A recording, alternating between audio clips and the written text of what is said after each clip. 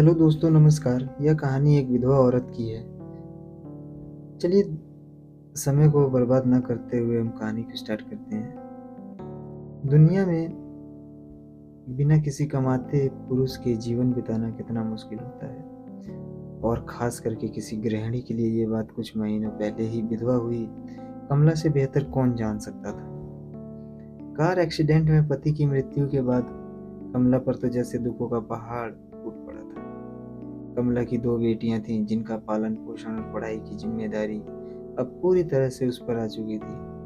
उसके पति की थोड़ी बहुत सेविंग थी जो बहुत ही कुछ महीनों में अब शून्य होने को जा रही थी।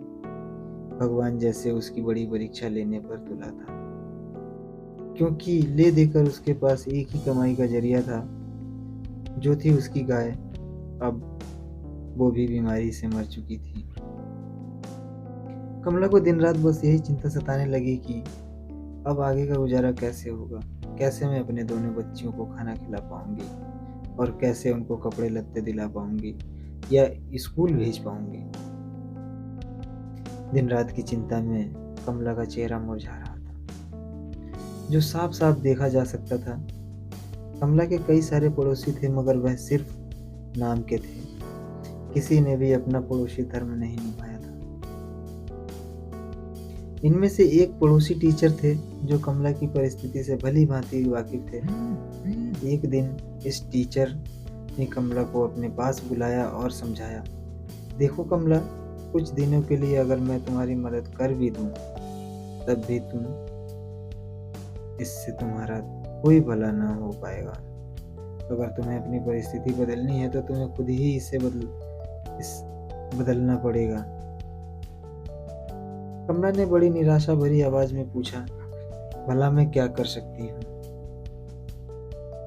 मेरे पास तो कोई नौकरी भी नहीं। टीचर ने कहा, नहीं नहीं कमला, मैं तुम्हें नौकरी करने के लिए नहीं कह रहा हूँ। मैं जानता हूँ तुम कढ़ाई बुनाई का काम बहुत अच्छा करती हो। बस इस काम में अपना मन लगा दो। जितना ज्यादा कर पाओगी उतना यह काम करो। इसके अलावा तुम बाकी फालतू के खर्चे जैसे कि चाय का खर्च कम कर दो।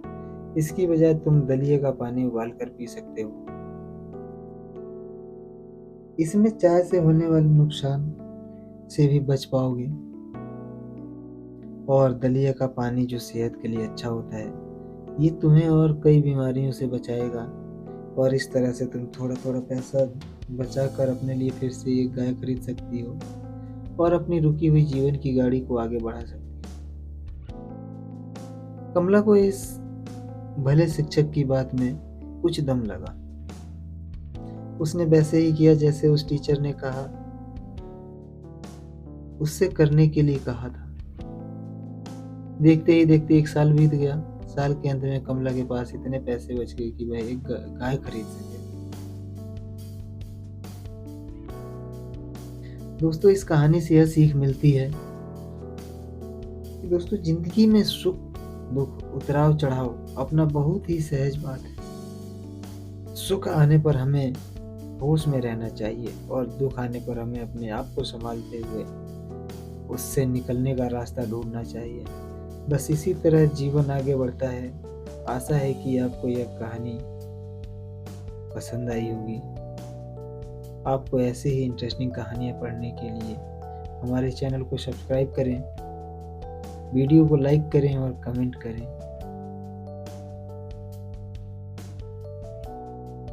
धन्यवाद। चलिए मिलते हैं आगे की कहानी में। तब तक के लिए धन्यवाद।